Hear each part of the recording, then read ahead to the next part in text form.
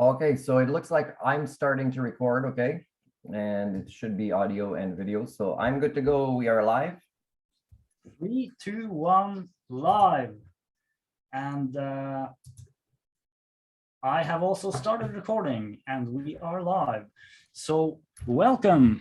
It is Glenn, myself, and Martin and Colin for a trialogue. This is the first time the three of us speak together.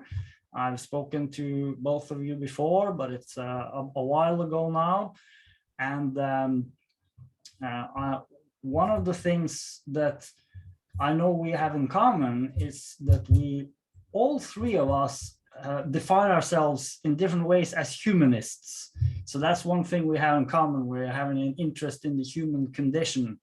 And so the idea today is that we're going to explore three questions. And those questions are the following. What are eco-advocates doing during these times, if anything? What projects of ours are alive or dead, and why? And what practical applications for our species improving their human thinking tools are you aware of? So I will just begin by answering those three questions briefly as an introduction, and then both of you can answer it in any way you want, and we'll just have a natural dialogue from then on. Does that sound good? Right. Okay, so I'm going to begin with question 2, because it just feels natural for me, which is what projects of mine are alive or dead, and why?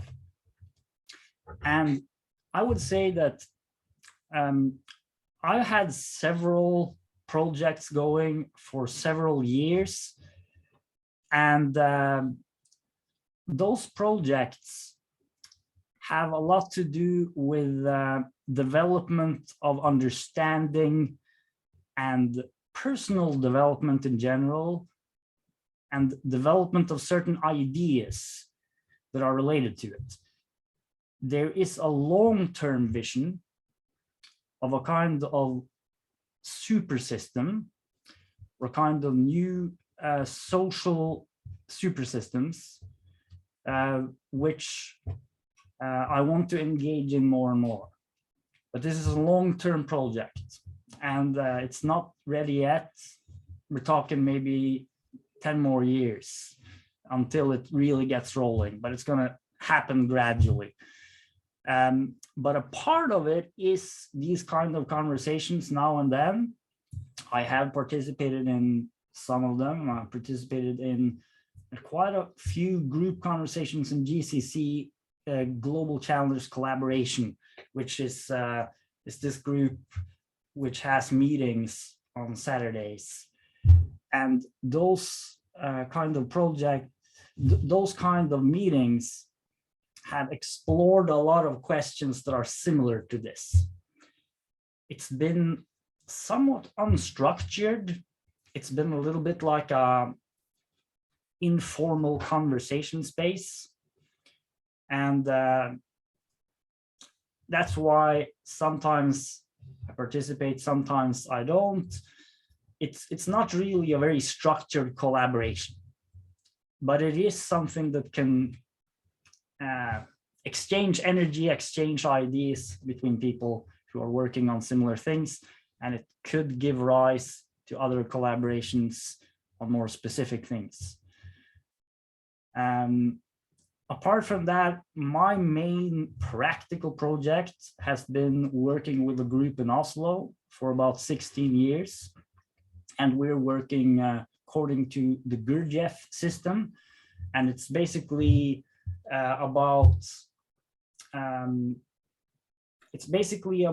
developing attention and developing self-awareness.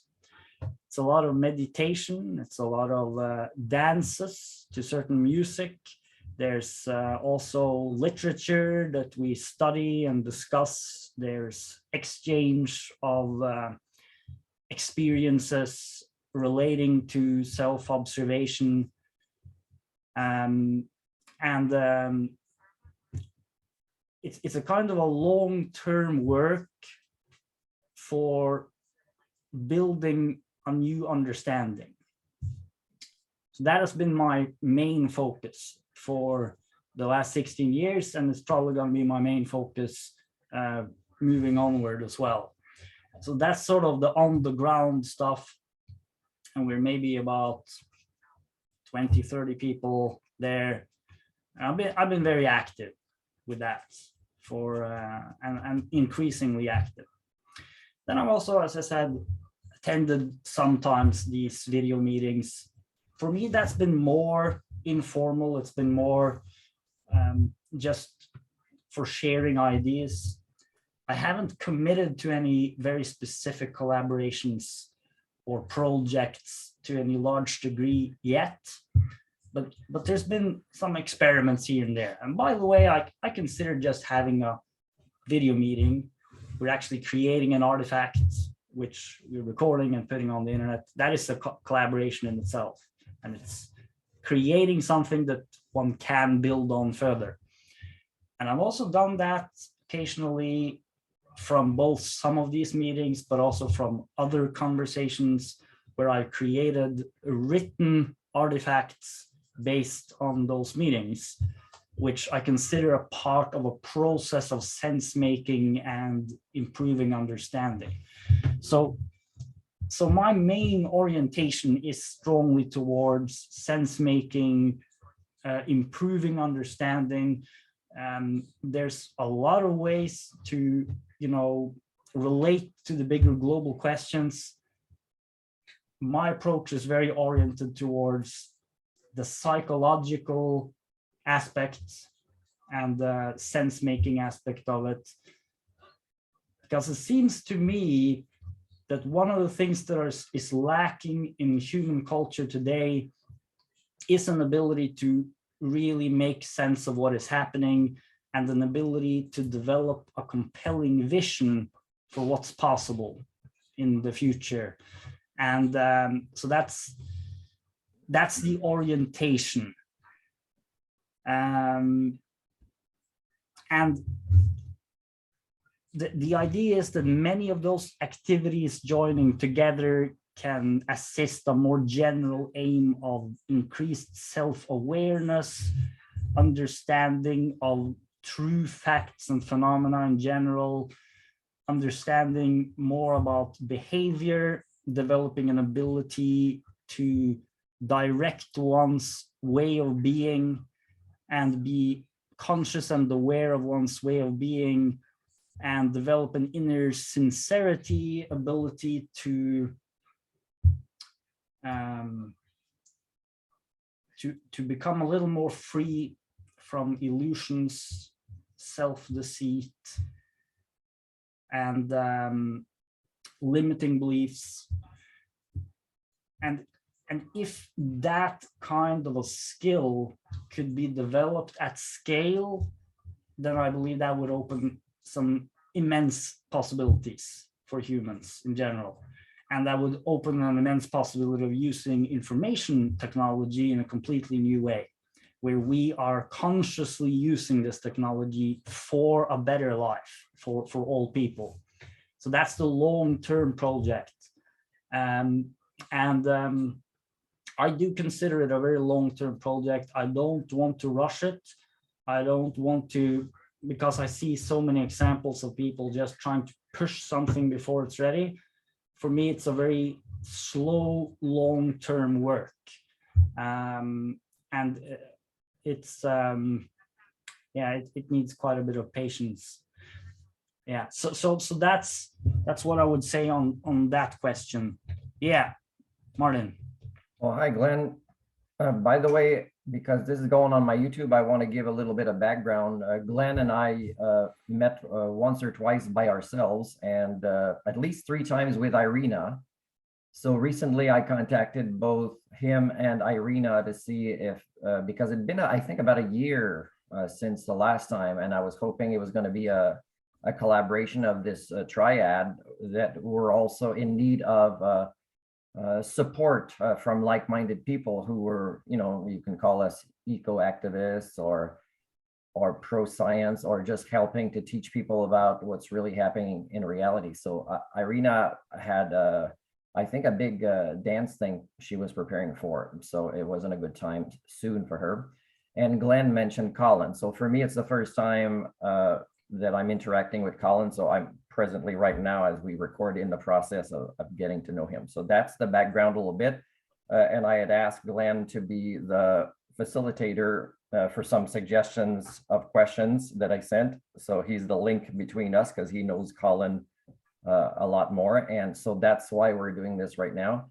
And so thanks for joining us, Colin, that we are three. I don't know if I'll introduce myself too much in this video because there's already a lot of information about me on my YouTube where it'll go.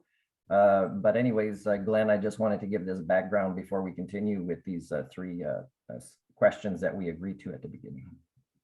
Great. Yeah. Okay. Maybe I should just take a little thing then at the other two questions just to close the loop, and then two of you can go any way you want.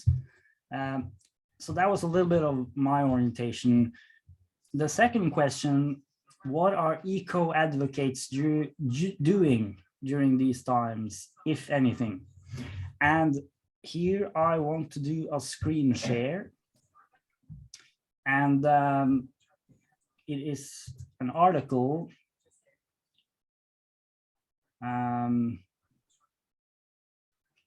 which is called, it's an article about the liminal web.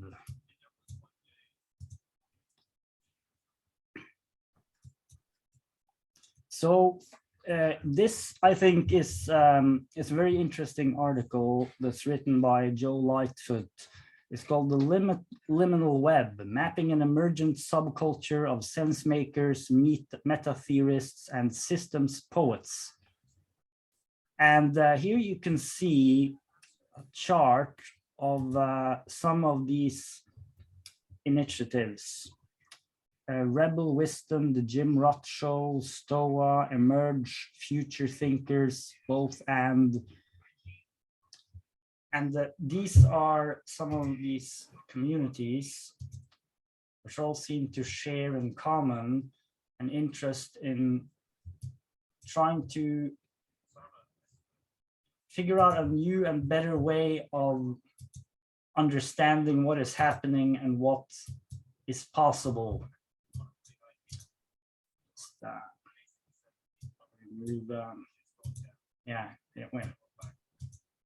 So it's a fairly big article here, but you can kind of see an example of some of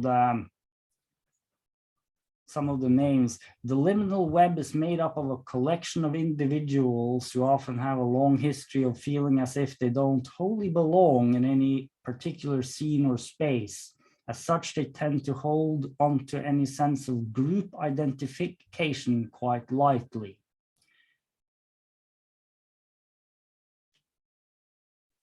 What exactly is, yeah, Martin? So this is meant for a small percentage of, let's say, the people primate population on the planet, this kind of idea, right?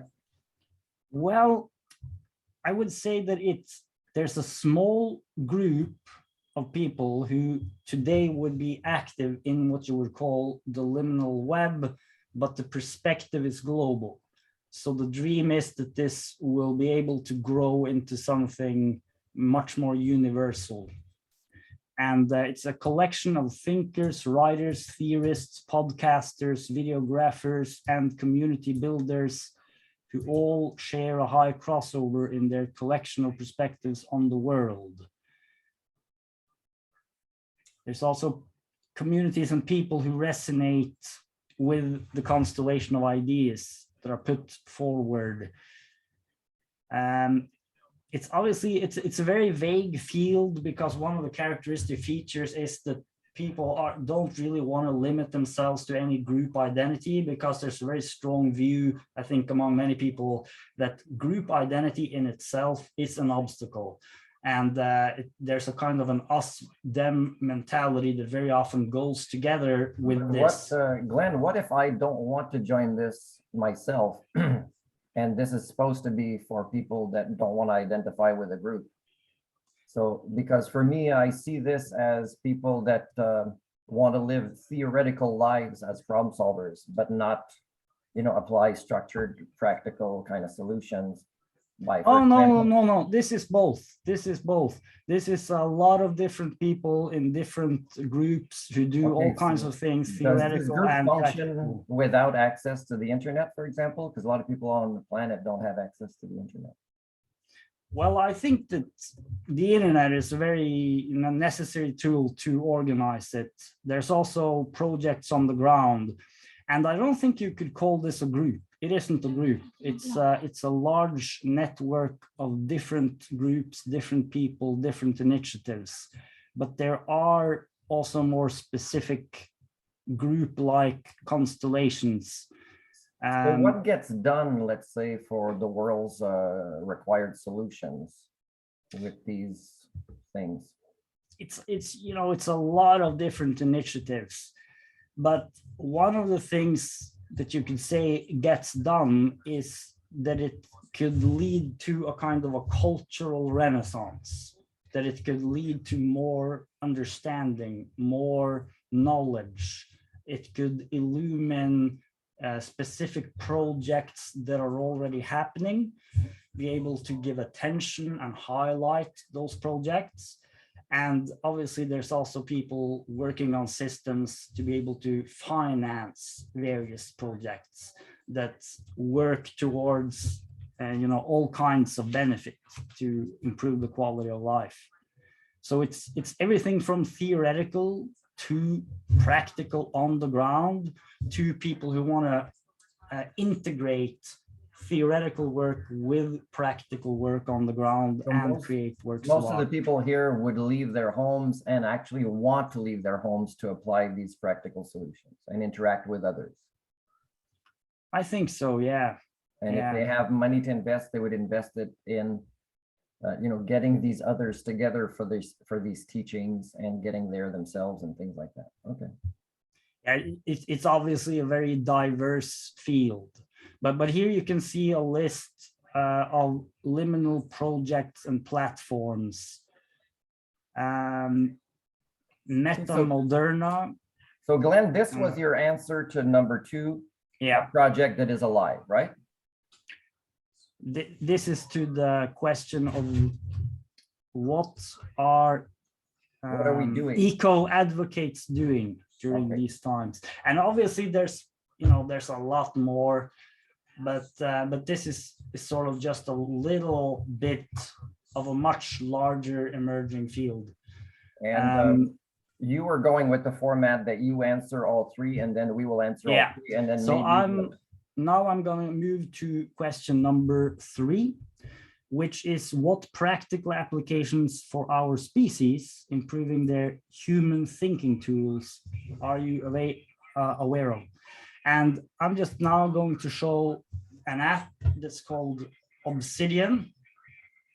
And this app here is one of the tools. Something happened here. Yeah, this is one of the tools that has been developed. It's a kind of an open source tool, so you can use this for free. Seems to be some sort of interconnected cloud of different themes and ideas. Exactly. And this cloud here is a cloud that I've just created. And there's others who developed far more comprehensive clouds. There's also a community of people on forums who share these among themselves. But what is interesting about this is that you can see this kind of graph view. And I just want to say, Glenn, that this graph would probably be useful for an extremely limited number of people and for a limited application, because, for example, there's so many different words that it'd be very rare finding a group of people who would agree that they would define all these different words in the same way to actually make this system of interconnections useful for them when they want to, let's say, discuss how they relate to each other or things like that, right? Yeah, that's a typical challenge, that people mean different things with the same words. So one of the things that there's actually a lot of initiatives that are working on this in particular, to build a system where you can very quickly see what different people mean by their different words. So you can clarify very clearly, what do I mean by these and those concepts? And in that way, you can reduce the chance of misunderstandings. And there was... What this made me think of, sorry to interrupt, Glenn, is Yeah. now that I'm borrowing somebody's dry eraser board, is that if I'm going to do something like this, I would do it in a video where I would put one word at a time and link it to a cloud in some way like this, and have, let's say, a maximum of 8 words, because I think that'd be the best way for, connecting with the highest number of people to, to process this systems thinking type of human thinking tool, and develop it by defining the words, adding them one at a time in a video, and explaining how they might be interconnected in a subject that I would want to think about and talk about and explain. And I probably want to limit it at, 6 to 8 words, probably. Yeah, that's a perfect example of one of the things you could do. But I just want to show one example here of a document that I created, which was based on a conversation between Brett Weinstein and Daniel Schmachtenberger. And I created this document after listening to this for 3 times. And they explore the following ideas: being an independent, high quality thinker, the collective action and coordination problem. So one of the things, this actually relates to all these 3 questions, is that if there could be developed a means for people to coordinate well at scale, it would be possible to solve many, many different problems at once. And a very big part of it is exactly what you just mentioned, to be able to understand one another better and clarify what's actually meant by the different things. I that think we share. simplifying something would create the results, but also you have to go even further back and making sure people agree on what a higher worldview would be, and then reference that for the reasons why even the next step, which would still be a limited amount of complexity to reach a high number of people, because you don't want, if there was 10 people that could do miracles on the planet, then that'd be fine. You'd be, this would come to them naturally, and the rest of the people primates don't need to participate because the others can do miracles.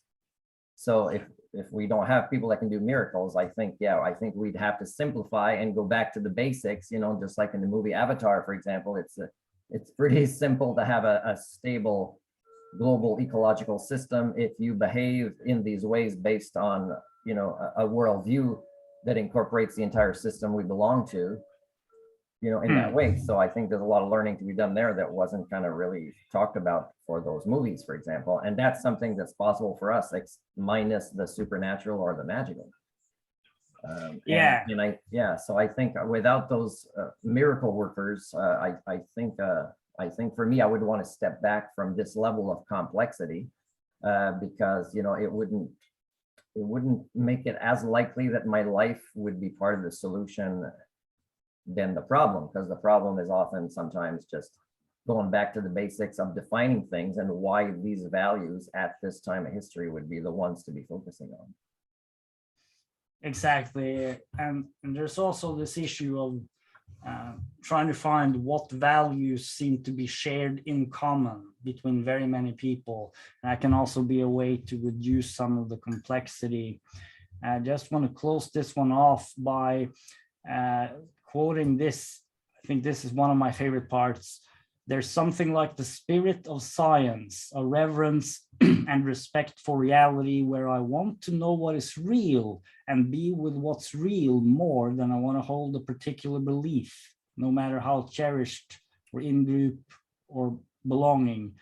If I want to belong with anything, I want to have a belonging with reality first, a belonging with my own integrity, and then with those who also share that. And that the other belongings that I give up, I don't stop caring about those people. I care about them still. I just don't care about their opinion of me enough that I'm willing to distort my own relationship with reality. So this describes a mindset, if you like, or an approach, which, as far as I can tell, this is an approach that's possible for all humans, because on a very deep level, we have a respect for reality, for truth, because we live in it. We've always lived in it. And if we can tune into this fundamental respect for reality and an interest in reality, that could be one of the paths that can make us be able to figure out very specific solutions to all kinds of issues. And then in this last part here, this is also very interesting. This is also from Schmachtenberger, who said this: humanity now has the power of gods and needs to bind this power with the love and wisdom of gods.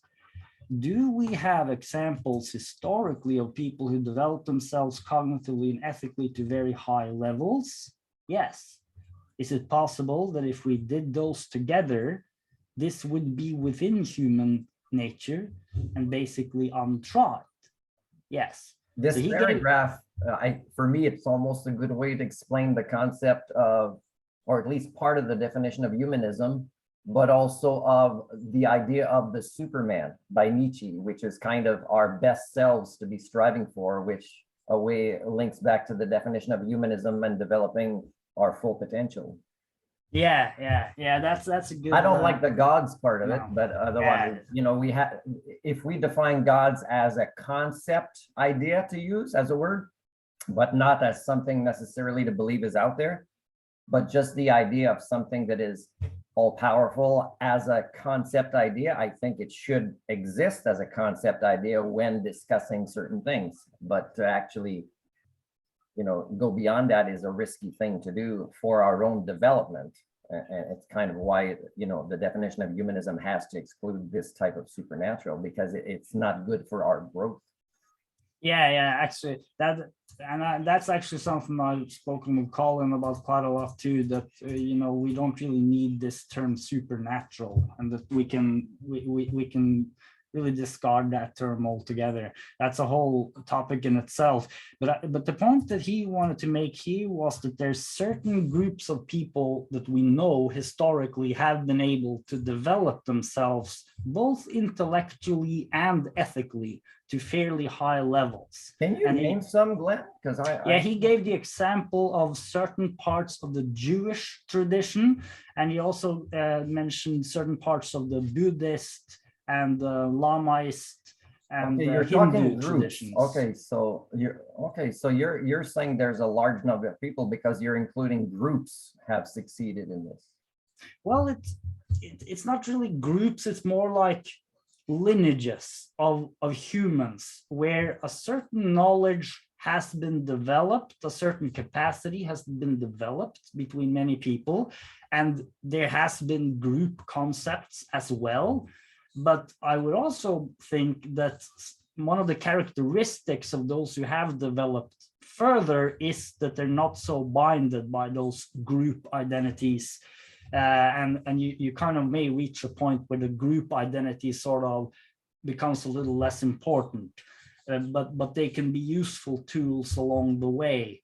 His main point is basically just that we've managed to do this before, so there's nothing that should prevent us from being able to do it now and moving forward. Well, you have to believe that the before happened. I don't know of history. I mean, if we go very far back in history and we include characters like Jesus, then again, for me, that's too far in history as a scientific, reason, critical thinking person to include him in that way, as an historical figure to have achieved these things in the majority of his life. so I can't. So I would have to think of more recent people, and I can't think of more recent people, but I go back again to the idea of Jonathan Livingston Seagull, the book originally written in English and translated in many languages, which is a fictional character, but is defined as, having achieved these levels of personal development and growth, and had a positive impact. And again, what this fictional seagull did is of course possible for us. And yet I can't think of anybody I know in my life or not know personally that has achieved this. So, wanting to be objective about giving that answer is I can't think of anybody that has done this. So I think it's pretty clear to me that I met several people who have developed to a fairly high degree. And it's not that they're perfect or anything, but they're just good people. And it's quite a lot of them. And they've worked on themselves for many years, and they really strived to learn more about their blind spots, learn more about getting more disciplined, with their better angels, so to say. So there's several examples also of individuals that you could say have, actually made quite a lot of progress. And if this is true, Glenn, then of course it's because we would have defined what these words mean. We'd have examples of how they could be measured and given as examples. And then it'd be like, oh yeah, okay, I don't want to just believe this. Here's how that person has demonstrated through behaviors, this integrity or these various levels of cognitive development. Glenn, I think it's almost like it's just the two of us talking to each other here. Yeah. So I think anyway, I think I'm gonna close this off now. And but I think that this is should cover those three from my point of view. And I heard a bus at one point. Is it possible Colin took a bus and he's gone? No, I'm still here. I'm just waiting for appropriate time, letting you guys lay down your ideas without interrupting. Well, okay, so I've gone through quite a lot now. Martin's asked some great questions. So what about you, Colin? Just go for it. Say whatever comes up for you. Sound good? Sure. Yeah. I like the idea of the theme of humanism in taking the large context of our ecosystem. I think that is realistic as a grounding. Mother Nature, you could say, would be the and Father Time. These are the things that, are controlling the journey. And if you don't respect them, you will learn lessons of how to respect them better. And people who don't listen to those lessons, I don't understand them. That said, something that's really shaped my thinking recently is reading the book Sapiens, or getting through it anyway. And it really impresses upon the frameworks that story seems to lead. If you're confused, then there'll be a story to try to straighten it out for you, whether it's true or not. And the pursuit of truth is a different game than the pursuit of figuring out what's going on. Those are two different games. And if you don't have the right tools or training, which I don't think any of us do for the most part, then it might be a sound and fury meaning nothing in the end. One of the stories that I came across recently about the war in Ukraine really has stuck with me. That's such tragedy to see it happening, and it's happening in real time, and you could get absorbed in that and just burn out really quickly, an empathetic person. If you don't care, you could probably just go watch sports and complain about the gas prices, right? Different ways people approach these things, and it just puts it into perspective when you're thinking about the cosmos and gods, and then try to put that in the same context as a mother grasping her remaining child with all that she has in a puddle of despair in her blown out apartment. It's just unfathomable. So I guess what I do is I back away from these things, because what can I do except for just bring myself down? Am I going to let the anger and terror ruin me too? How do you regroup? How do you make sense and understanding in a world like this? So yeah, I guess the scope for starting is between what you consider the cosmos and how that relates to Ukraine right now. If you can't do that, you're not doing much of anything as far as trying to figure out understanding as a humanist. I don't think there's a bigger question right now, other than the ones that we routinely ignore, like hunger and dictators. So are we just a bunch of animals running around in tribes, pretending that we're protected and safe when it could all crumble any second? Do we have any gods that we can blame or stand behind? I don't think so. So, being part of the online communities hasn't made me more skeptical. I don't think it's made me more cynical, but it's definitely given me more pause at the scope of the wicked problems. So maybe that's an introduction. So in as much, I'm interested in the meta conversation and how to navigate it, how to validate it, and how to avoid bullshit, if at all possible. Knowing that it's all a house of cards, really. At least we're starting with one.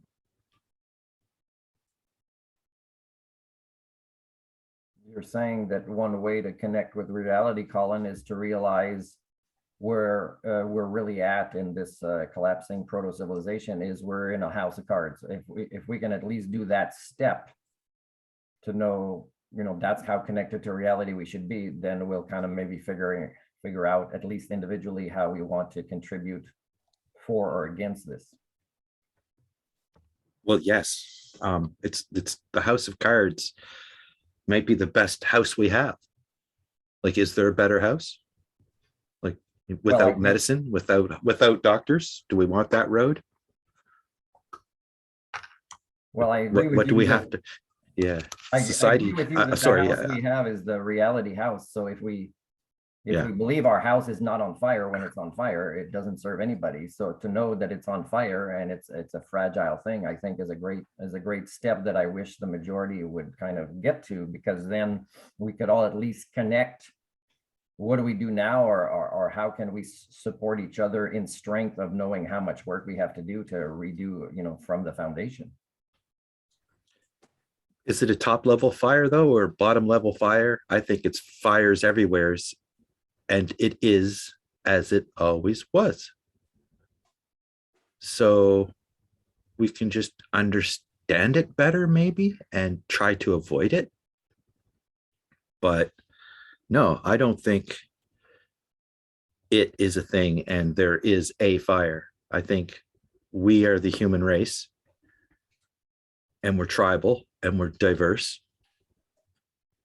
And the fires are the things that are the boundaries of us answering the question of what is better. And natural forces coming back and giving us more questions to ask what is better. And those are the wicked problems, right? On the boundaries and constraints of our tribes. That's what we are. There is no all. There is no one. These things bother me when people talk that way. But there are grand ideas. And there are philosophies to try to achieve, knowing that you can't ever reach it fully. I think philosophies are dangerous if you reach them fully, because you don't want everybody to be the same, ever.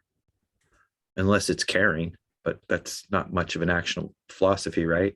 So, if everybody cared, that would be, everybody took care of their children. Like we could probably come up with 3 rules that could make the world, better. Would people follow them? Right. Colin, So, I like yeah. you did have a progression of connecting with reality where you started with, we must realize this is the state of our house. But you also went to another step that most people haven't reached, is this is the way it's always been with our species.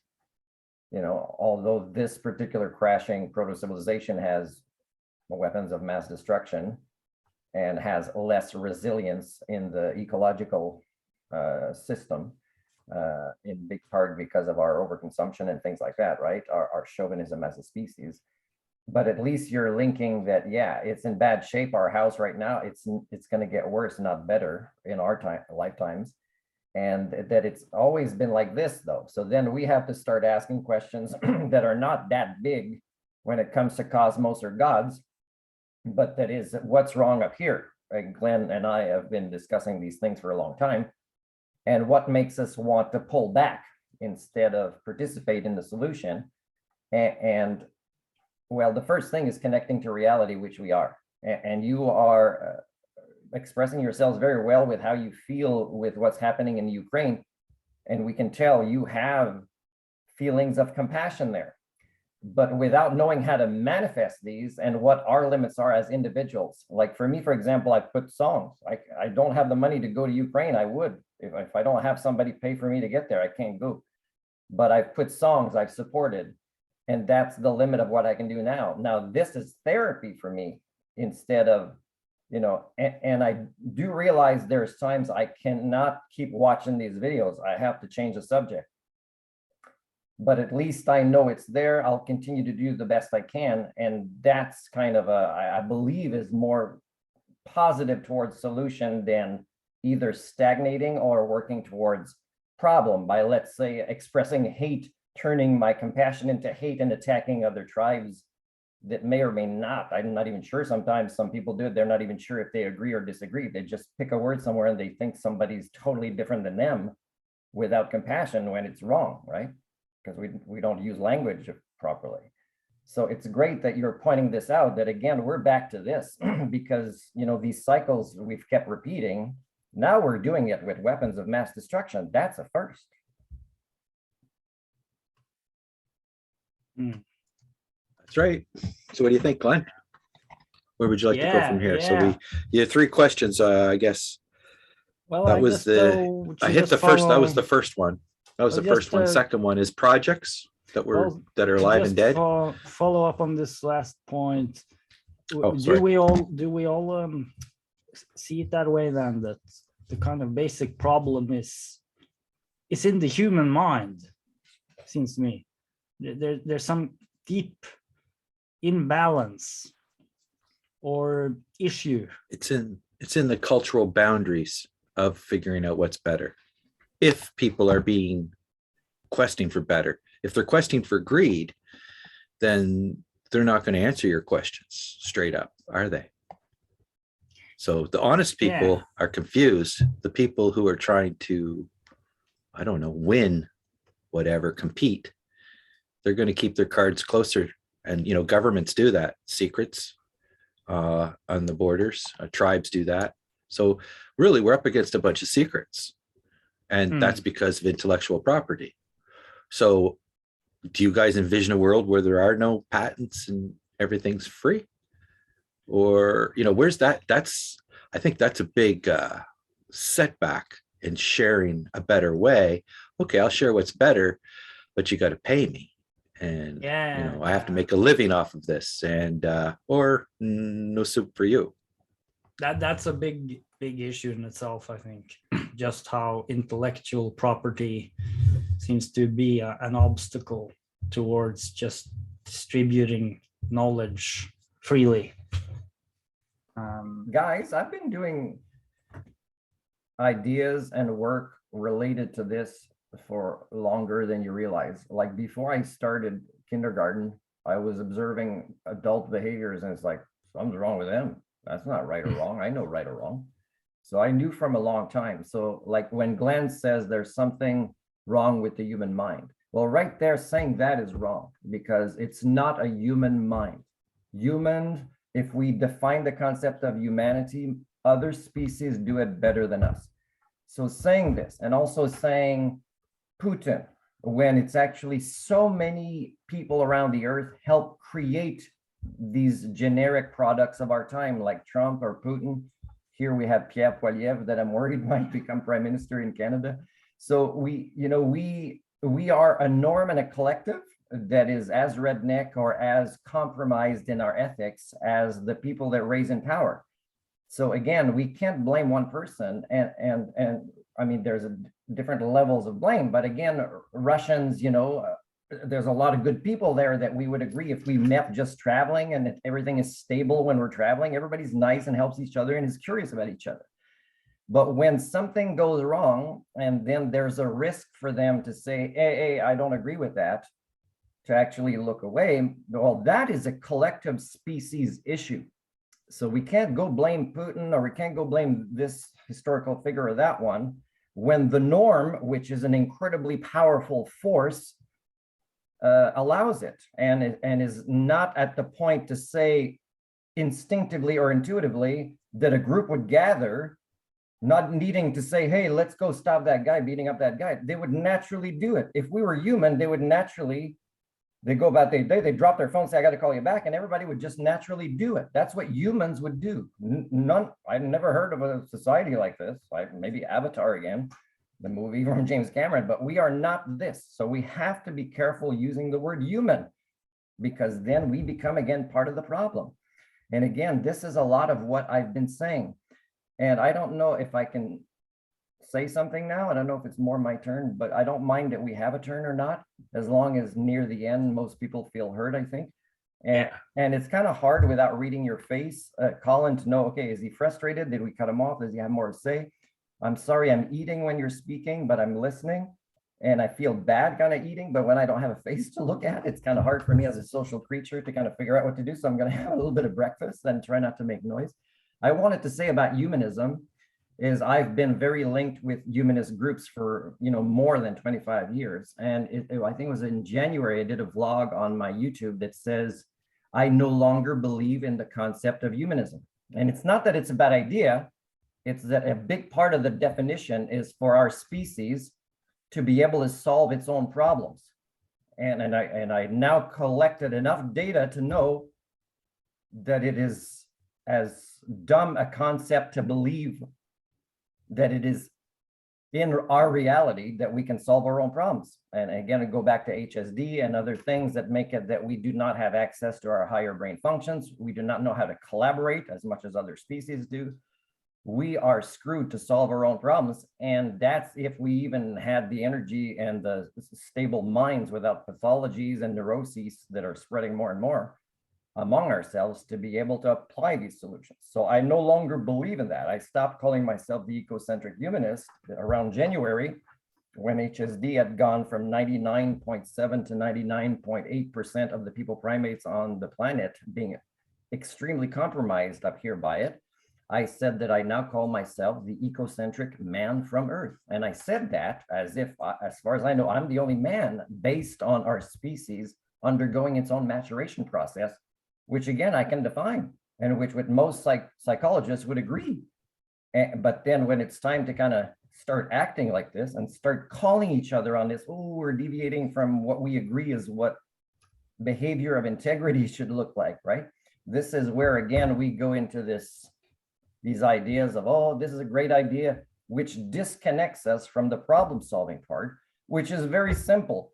Because the problem solving part could happen right now. It could be Colin comes on with his face It could be we have more laughter. It could be, again, we decide to put a tiny bit of structure in the next time we meet where we will, let's say, practice a life skill to make our human thinking tools better and interact with each other better and role model this in our next video. There's a lot of things we can do.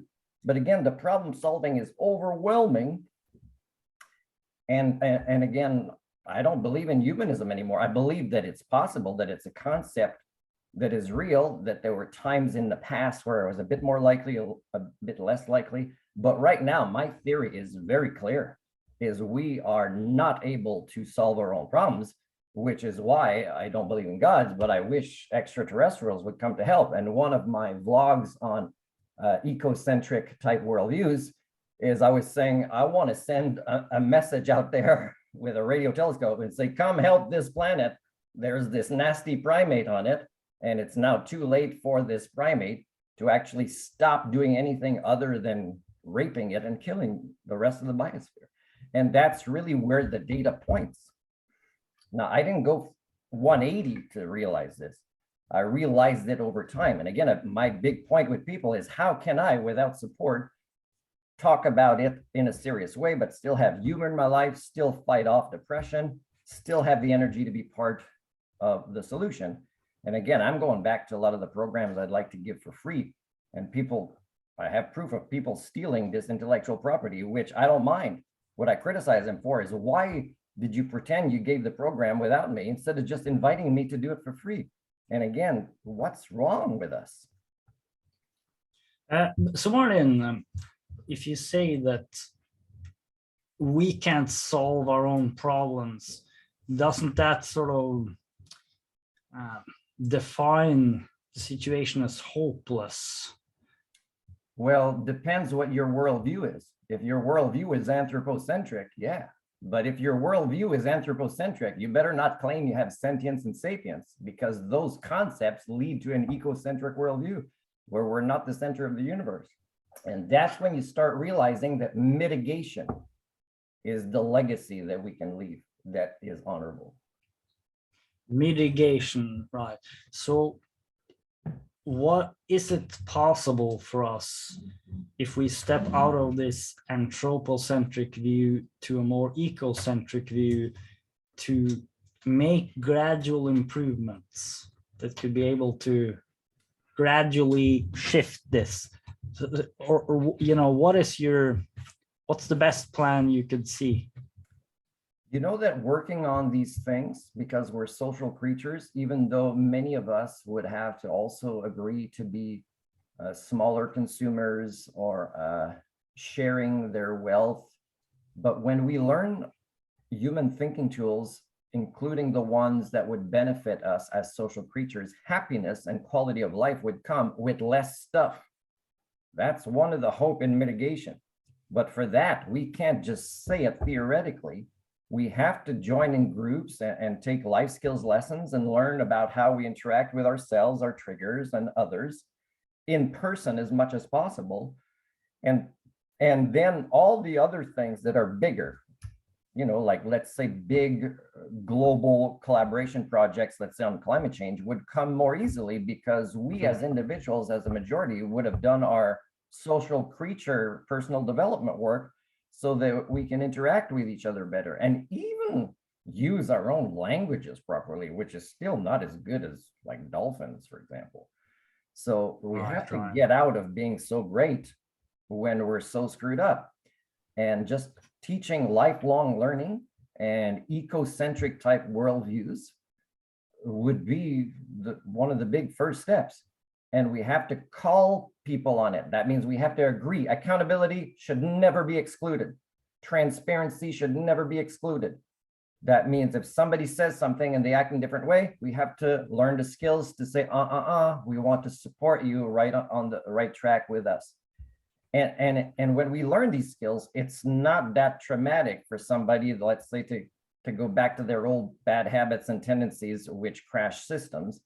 When we learn to be supportive with each other, using humor, using stories, music, and using also follow-up. Like I don't know anybody in my life who follows up with me like I follow up with them, even as our friendships are dissolving over time as social creatures who need these friendships. I don't know what to say. Right. So it sounds like that's a vision of new, better communities, It's really learning simple. communities. It's really simple. Let's pretend we're a small village and stick to that. Just have a network that is a fairly small village, and we are in an ice age, and we need to kind of use each other's warmth and stories and teach each other as many skill sets as possible so we can survive as a village. Now, if we start like this and everybody does this with whatever they can handle as a small village group, but you can't be just on the internet. You got to meet in person. So choose people that can meet in person and then do this work. And then again, the global part manifests itself through these interconnections. We don't need to understand the grandiose theory of systems thinking. We just need to get back to the basics of social creatures who have to problem solve. And whether we succeed at bringing back a normal that was extremely abnormal anyways, or not, doesn't make a difference. What makes a difference is the legacy of our lives and what we role model to our kids, our neighbors, and ourselves in the mirror as we do this. And there's great hope and happiness in this. And it doesn't matter if the world explodes at the same time, because there's so many nuclear power plants and nuclear weapons everywhere that probability is there will be one or two incidents within our lifetimes, most certainly. Is at least as we work on these skills, we will know how to mitigate these things or even to reduce the percentages of probabilities of them happening, although they still very likely will, because we've been falling behind to modernity so much that if it is, we are. Yeah. Well, I gotta say, I think this makes perfect sense to me. What you just said, that if we can learn to do this in smaller groups, then this big global stuff is gonna take care of itself. We don't need to sort of try to fix it on that level. We can build some kind of a resilience, social resilience, with new, more intelligent, more compassionate types of social communities. And yeah, we need to meet people in real life, but I also think that it can be very beneficial to have a lay where the real life and the digital is very closely connected, and it's a very rich conversation that can happen between the digital and the real life, which opens new capabilities. How about you guys both answer this? Do you believe the internet by our species, either consciously or unconsciously, has been more used to catch up to modernity, or we ended up falling behind more to modernity because of the concept of the internet? And after you answer this, realize that when you add the internet to the social interactions we need to do in person, that the internet should be a much smaller percentage based on what you think the answer is of the internet being used when we were flawed up here to catch up to modernities for mitigation and problem solving ventures, or to fall even more behind to the concept of modernity. What do you guys think?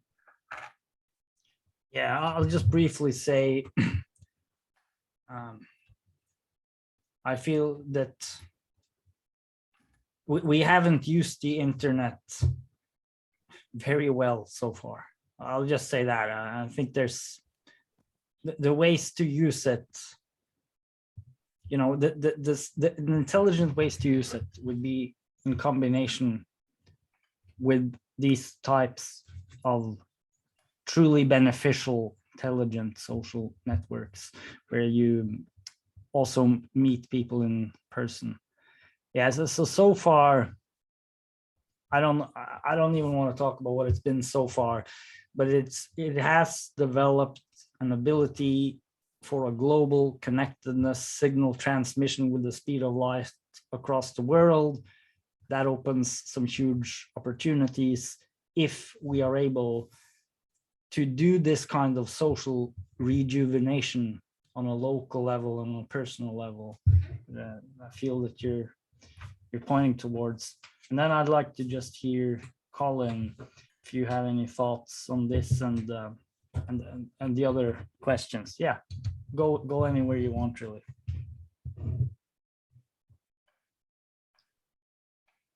You there, Colin? Yeah, just find the button. Yes, I just making a coffee here too. Yeah, interesting conversation. It reminds me very much of the GCC. And I remember Sam doing trilogues. So I'm trying to, again, I'm meta. So you got to realize where I'm coming from. As meta as you are, I think I'm more meta, right? I'm more meta than you. No. As you know, Glenn, I'm hearing that all talk again, which scares me. So, but I do think we need projects that show things that we're trying to pass on. So I guess what I'm focusing on is understanding. So we could sit here and wave our arms. Oh, we understand what's going on, but that's not really doing much. People could watch it and say, oh, I didn't know that, or, you know, they might learn something.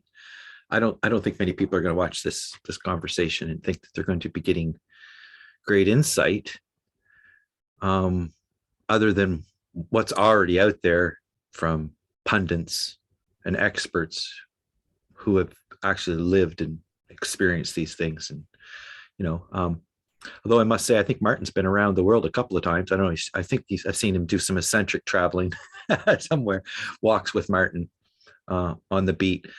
I've seen also Glenn has done this kind of thing, which is interesting. So that's kind of where my interest is. It's not so much trying to, you know, sophistry about wicked problems and understanding and frameworks around them, but actual little experiments. And I think interviews are kind of a way to do these experiments if they're focused. So I guess its focus is where, in all the time that we've spent together as an collective, and the amount that I put in as a hobby in my life, which is quite a lot of time, into conversations and thinking about conversations and tracking conversations, understanding other people, looking at bias, looking at fair conversations, unfair conversations, basically worldviews, philosophy, axioms, Munchausen trilemma, souls. It goes in many, many directions when you start to talk to people. Infinity. I got into infinity with Glenn, big time. And superstructure, Ubermen. These are all models. And so models are the things that I really like, but there is no one model. And the problem with wicked problems is you can't make a model to model them. At least not a really good one, or you already have one. That's the idea. So you're working with imperfection, and you're working with constraints. You're working with no yes and no answers.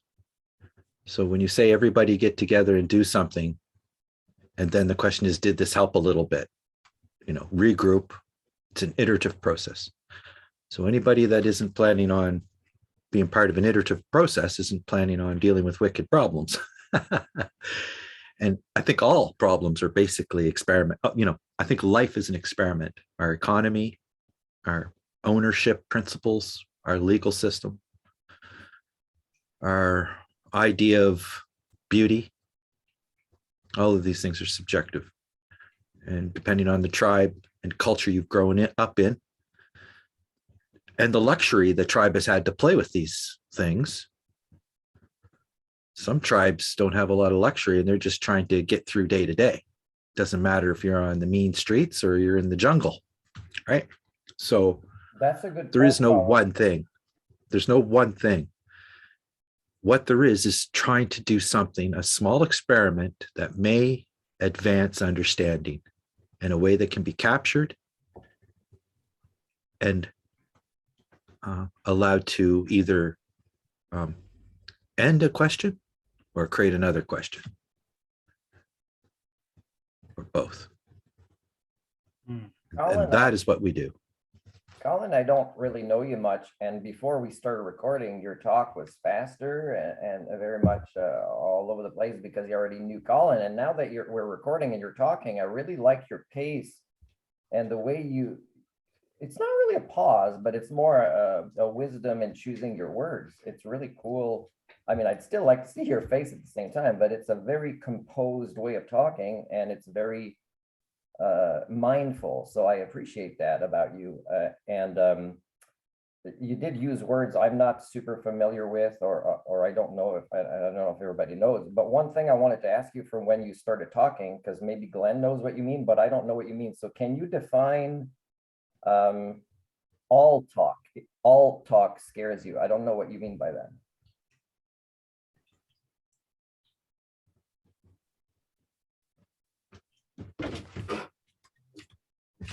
And I could go with the meaning of context, but Yes. I think I'd be likely to be Yeah. wrong. So what do you mean by, staying away from all talk?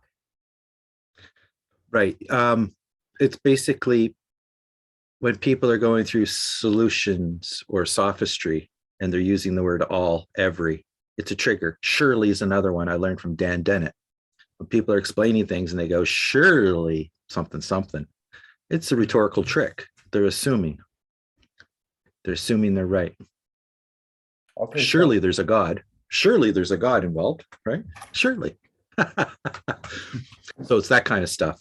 It's when you leave concreteness and dive right into the abstract. That's when I have a problem. I like to go the other way, start in the abstract and try to get more reified. Yeah, because I would have, if somebody at a philosopher's cafe would say, surely there's a God, I would have to challenge that. And it would totally change the actual topic of that philosopher's cafe or something. So there are ways, though, is when we don't know what to do, there are things that are simple. And let's say somebody starts a group and they could say, well, let's just plant trees on our first. And everybody would agree, planting trees is good. And somebody would say, well, I suggest these type of trees in this place for this reason. And here's the permission we have from the city to do it. And it could start like this. It could start simple things that most people would agree with. And then when the group gets close with this, let's do something where we have our kids meet and we share foods and stories and songs. And we kind of see how our kids interact with each other and see how they got that from us or not, and what's better or not. And next meeting, we could actually say, hey, I went to look up what we would do when a kid acts like this with another kid. It could be just one little step at a time like this. And it would form very strong connections of groups that would stay small. There are things that they could agree with that most people would say, yeah, planting trees is good. Yes, upbringing kids in a better way is good. So we could keep it small and simple in increments like this. That's one way. Then getting way out there, big things that we assume when we say something surely that not necessarily everybody would agree with, right? But when it's more likely planting a tree is good, unless you do it in the wrong place in a dangerous way, it is possible to find solutions like this. And people that have this talk, like Glenn, I think I told you this about a year or two ago. I had to stop telling people, you are not like-minded than me. But even if you are, you need to be like-behaved. We're so far from modernity. The problems are so bad. You need to be like-behaved. You can't just be theoretically feeling good and associate yourself with this, but live the life that is part of the problem. So again, just stick small increments with small groups and do small steps at a time. And it's amazing how the compound interest as social creatures will grow from this. Yeah, that I really like that. That's really an approach that I believe in. Just we've actually spoken about this before, Colin and Sam, and did some of these GCC meetings about certain kinds of behaviors that you can practice quite directly. And mention example of growing trees. And Colin also just said a small experiment that may enhance understanding and can be captured. So that could also be something that one could easily do. Like, a meeting like today, we were trying to understand a little more, create an artifact, or to highlight some good work of somebody else, write an article and share it.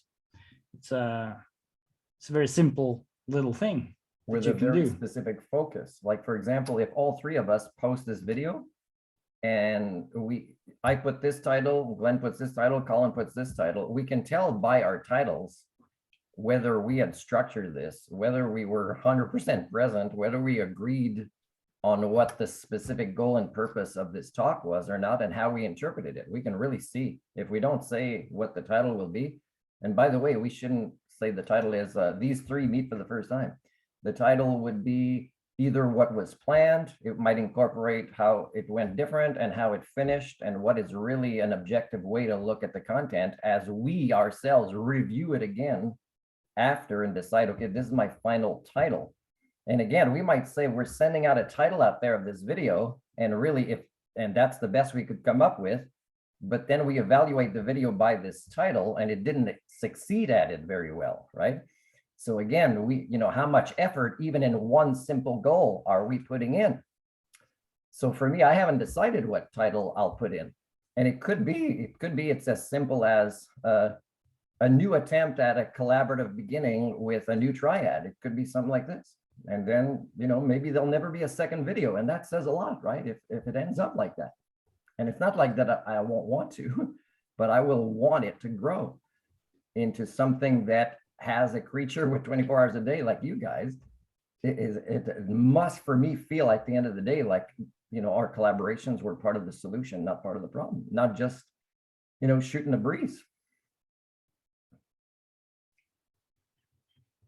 Yeah, definitely. Yeah, there's a lot of those things that can be done. I don't know if you went through the questions, Colin, in that kind of way, but I mean, you certainly touched upon them. I was wondering a little, practical applications for human thinking tools. I mean, you probably touched upon it already, but is there something more you would like to add to that, Colin? Because I know you've been really into that, more from the meta point of view. But I mean, you've been making the maps, you've been making the journey maps, the game of discernment, the game of discernment, right. All of those tools. What do you think is what's most interesting? What can move the needle, do you think? I guess the drum I keep beating is that people say they're going to do stuff, but it's just a bunch of sophistry. It's just talk. It goes around and around. That's the number one complaint from people who come to the GCC. In fact, I think there's a term they made for it called groundhogs, where people pop up all excited, blah, blah, blah, got the answer. We all do this, and then they disappear. And the people who stick around seem to be there more for the community familiarity aspect of it, where there is a we, I guess, forming. Otherwise, there's no real we. And defining we and I, and maybe the relationship us as well, could be a different thing than we. We is kind of a standpoint where us is more of an action, sort of. Let's us go do this, but we will have our victory. And I am responsible for what I do. So being able to think about wicked problems, global challenges, as it were, and actually do something is a real chore. And I'm not surprised that the collaborology is still incubating in non-contrived attempts to build better. What's that mean, non-contrived attempts to build better? Well, government will contrive things and they'll propagandize them, and companies will do things. That first word. Non-contrived means naturally emergent. Not kind of forced into the structure. It was naturally kind of part of the system kind of thing.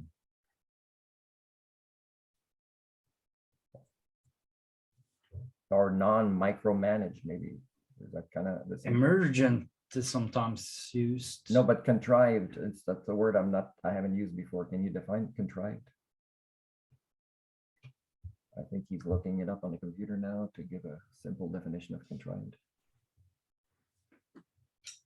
For me, it feels a little similar to forced. Or That's the simple way I would say it, maybe. The government. micromanagement. You know, something you have a kind of an idea, you want to impose the idea on something that's more complex, and Maybe it's imposed order. Without kind of even having somebody understand why that serves a greater good, because maybe it doesn't by the people imposing it. Maybe. Colin, what have you found there as a different way to say it? I'll look up the definition here. I'm kind of just trying to keep a little bit of the flood down here too with stuff. CON. Okay, in the meantime, I'll give a little bit of my answers. Here you go. Deliberately created rather than arising naturally or spontaneously. So a leader, as you would say, like Sam, say, we're going to get this, we're going to use these tools, and I'm going to pay you, and this is the way it's going to go. That's contrived.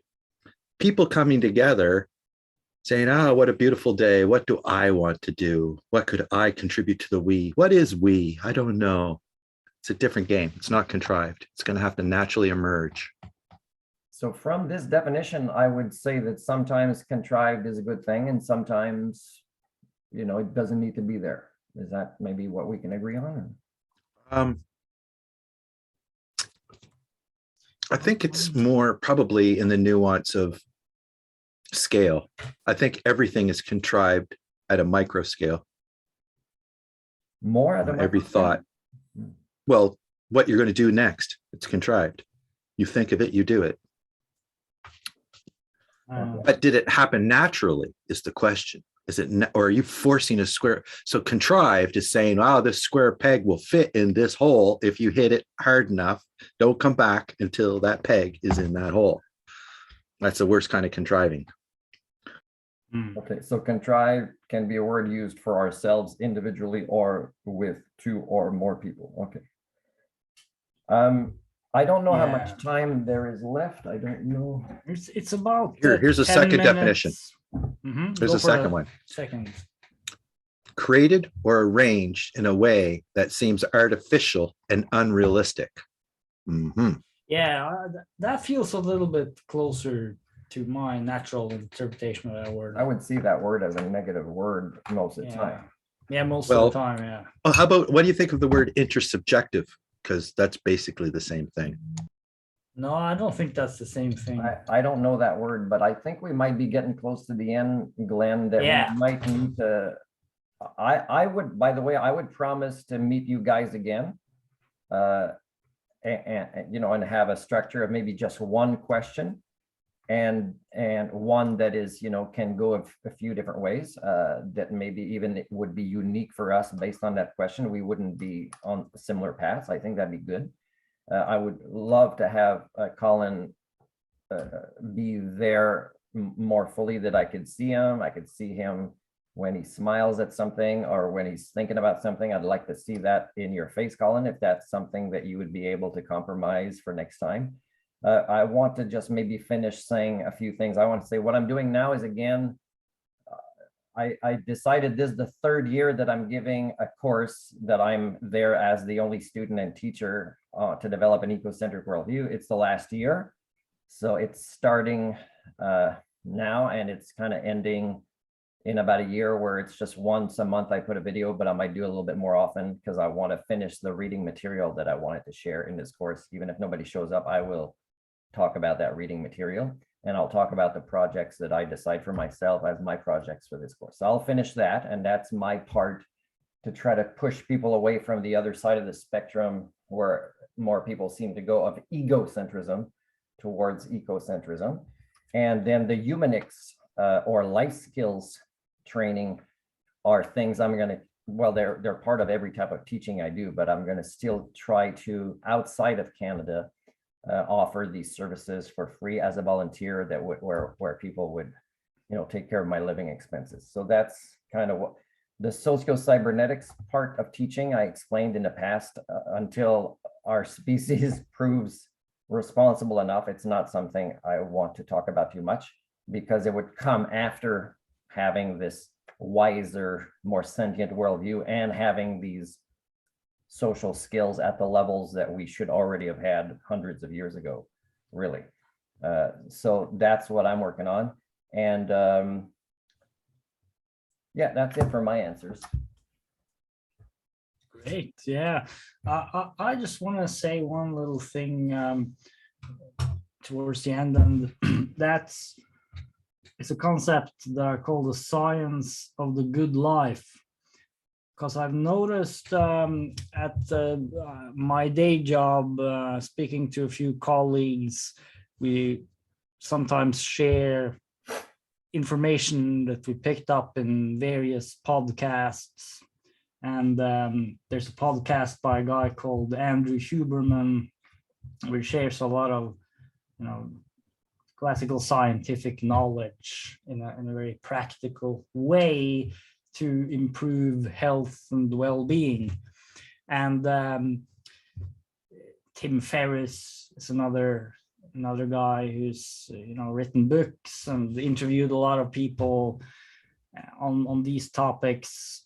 And there seems to be a whole field of distributed podcasts out there that give various fairly sound information and knowledge that can be utilized in order to just make gradual incremental improvements in how we function, and also improvements in how we can relate with other people, communicate better, spend time better. It's this whole field of sort of ways of living.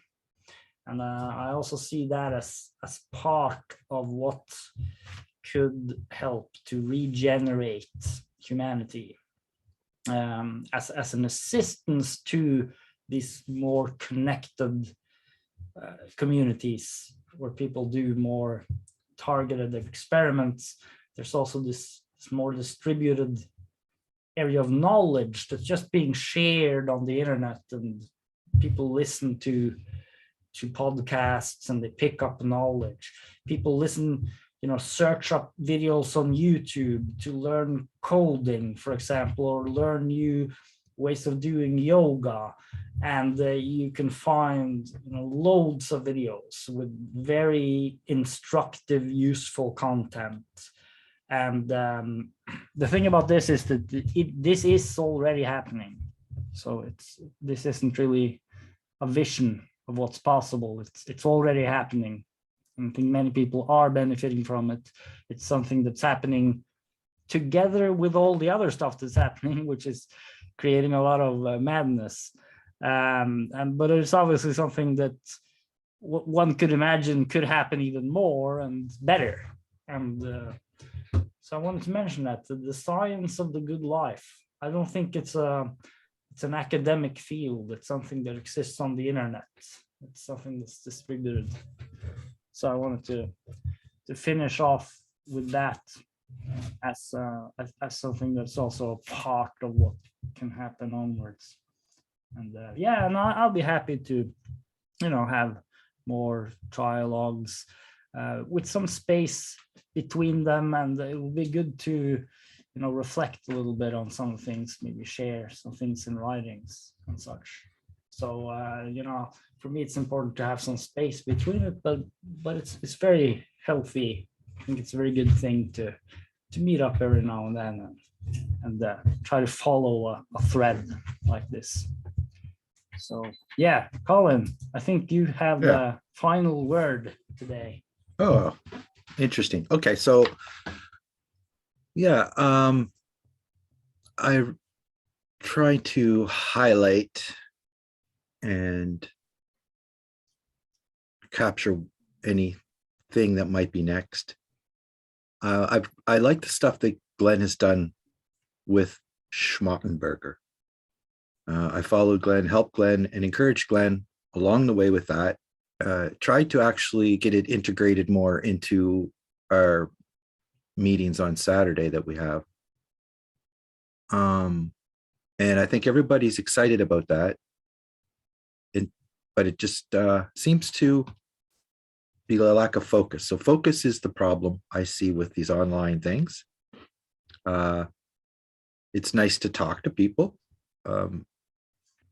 And if you would like to, be able to pick their brain about some and follow up, I think it's quite good. Otherwise, there's other tools that you can use to interact with people, like Twitter, or, I think 99% of things are done with text messages, believe it or not.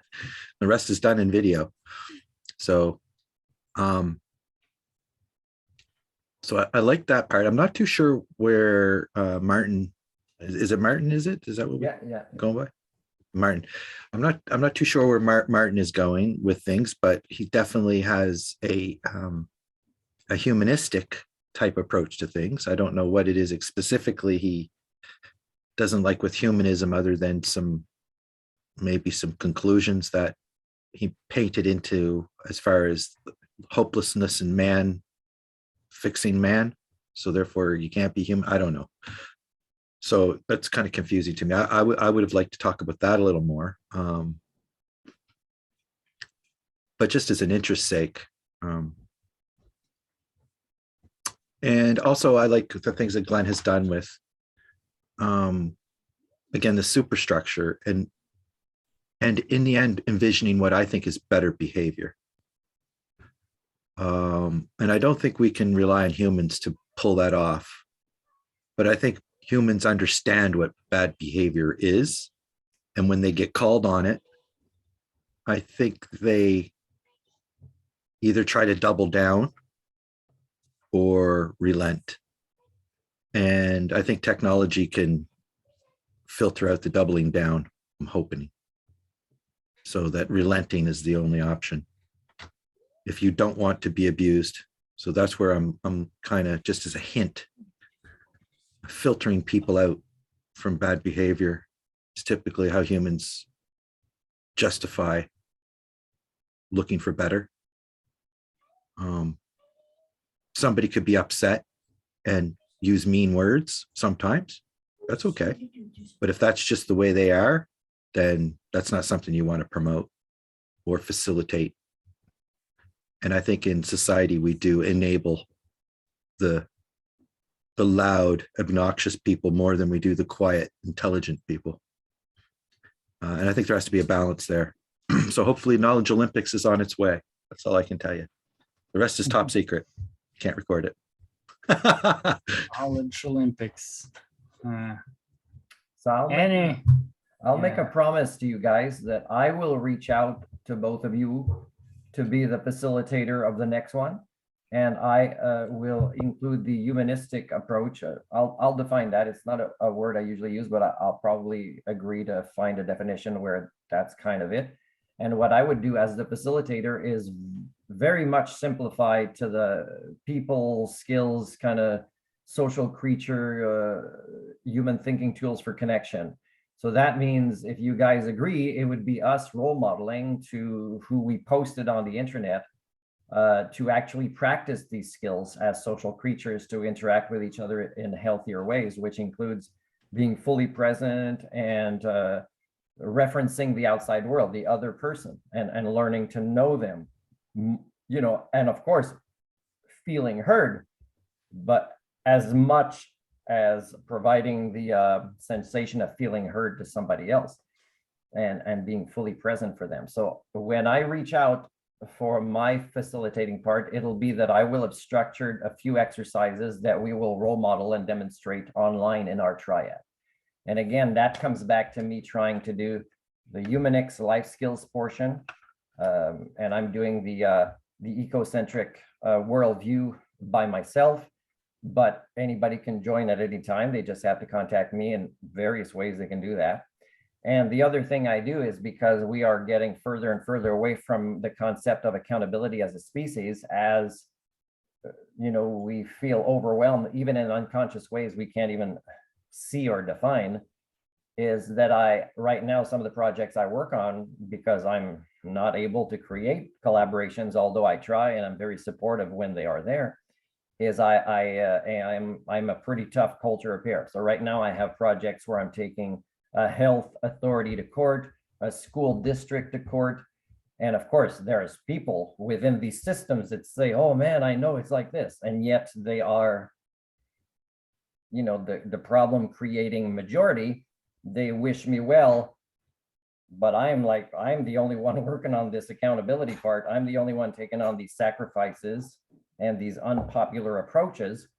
But at least, I still have 24 hours a day. And if I can't find more supportive collaborations, then I'm still spending my time with these more confrontational culture repairing things, because again, I care more about people's kids than they seem to. Of course, that's very hard for them, but the house is on fire, and it's crumbling. And as a sentient sapient creature, I have to, be part of the solution.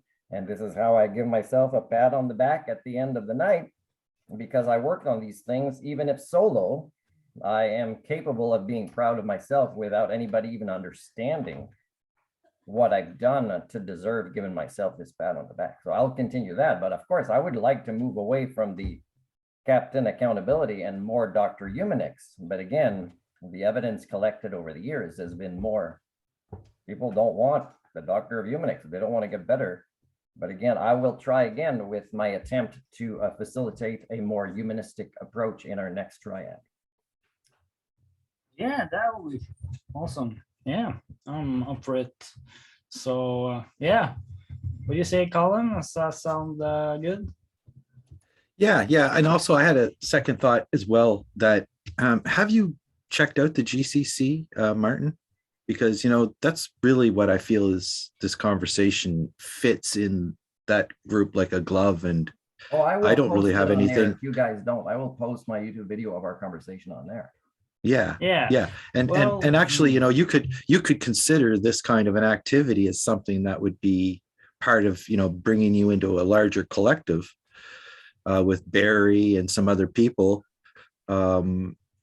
Because those are some interesting videos, and you could record some of those and maybe be active that way, because I think it is through reaching out. I really like the diagram Glenn had at the beginning with all the different collective intelligent groups. So I think it's talking with each other. Meeting like this is good. And then if you get a project underway or whatever, then you have these triads break out. But these triads are really cool for meeting people and bringing people in. So it's almost like GCC is a church.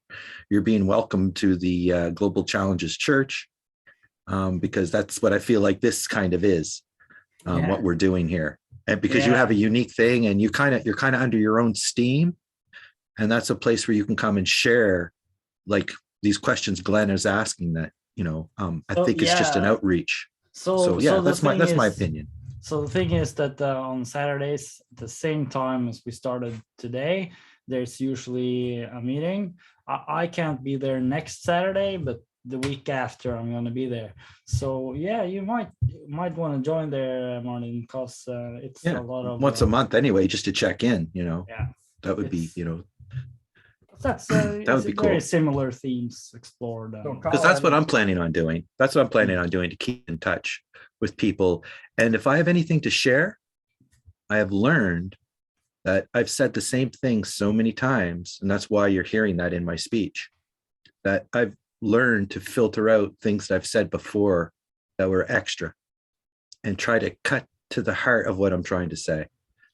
And that is the messages at that, and those messages are really at that session on Saturdays, because the premise of barn raising is barn raising foundations, as it's called more formally now, because it's about foundations to build the barn.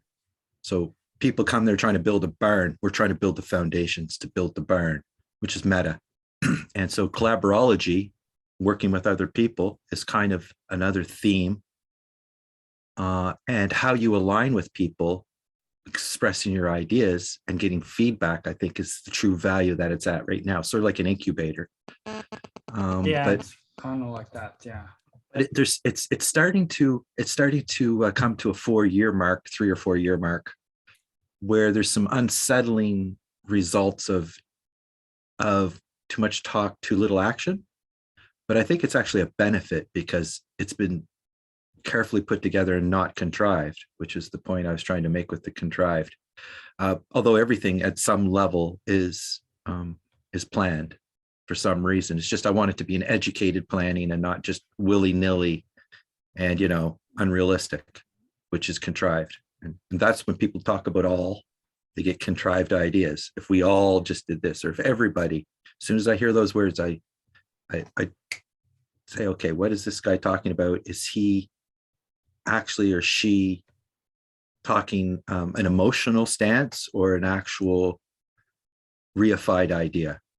And you got to separate those two things, because if you challenge somebody on their emotions, it usually doesn't go well. If you challenge them on their ideas, they respect it. So that's a fine line. And right now, I think we're dealing more on emotion than ideas and a lot of things. But I do have some projects underway. And one of them is transcripts and videos, searching through a body of work, and then being able to bookmark where the search matches in the videos. Yeah, that's a So really it's sort of- interesting thing that you're working Yeah, on. and it's already gone through its first stage, and now I'm trying to make it more dynamic with users, and I'm working on that right now. I'm So sorry. this is one thing I'm Fine. actually working on. So that's it. That's what you're working on, Colin. Thank you. And maybe, one of us could be the next lead, Colin, and maybe that's the subject that you would bring up or something else. But just to finish up, the Facebook group that you talked about is one that I've been on and off over the years, and I've offered the same thing in the past. And, you get people press like and they don't show up, right? The action part doesn't manifest. So I hope that the action part will manifest with our next triad, that we will be able to practice these social skills of interactions, which unfortunately have to include emotion and working through these triggers. Otherwise we would not be whole creatures. Yeah. It's not negative emotion. I'm not calling the triggers. I don't think there was any triggers today. There was some sadness. But negative emotions will play a part in personal development progress. So it is there. It's unpleasant, and people don't realize that I've been in very bad shape in my life more than once, that I've had to go through these. And I remember how hard it is to be vulnerable, especially in an emotional way, but it is required for personal development and growth. So, and I'm pretty good at guiding people through that when they're ready. And again, I'm not going to force them not to be ready. So again, I'm going to promise to offer this, whether, this particular triad makes it happen or not. I hope. I don't know what you mean. I'm sorry, I'm confused.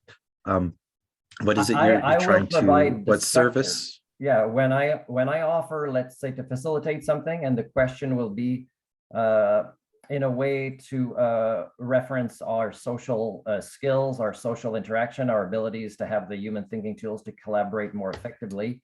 That's the part that I will bring in the next time. And I will give you guys the structure of how it's going to go as I'm facilitating it. And if you can, Well, agree yeah, that's or not interesting. agree beforehand, right? Yeah, that's interesting. Yeah, you should definitely send that stuff ahead of time, not assume. Yeah. Assume that we're going to have a lecture on the way Martin sees how to run a meeting. That I don't need. And actually, that's what people do at the GCC. They've came and done that, and they think that they've got the answer, and it usually gets rejected because I think you have to ask the right questions first. And I think people rush in with their own question and their own answer to that question. And that's their project. And hopefully they stick around and hone that, because that's what I've done. And everybody that comes with an attitude to work on it sticks around. Everybody that comes with an attitude, listen to me, I have the answers, they bounce off.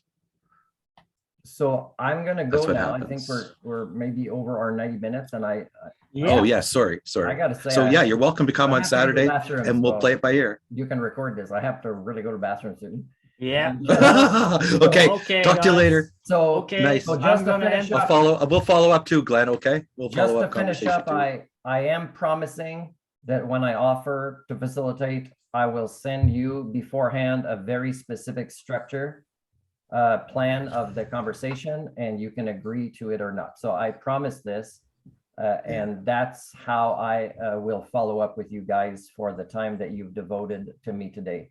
So whenever you Thank think you. we stop Sounds recording, great. Glenn, I will press the Yeah. stop recording button. Okay? So yeah, that's fantastic. thank so you. thanks. Very nice to meet you in person-ish, Martin. Thanks both of And- you.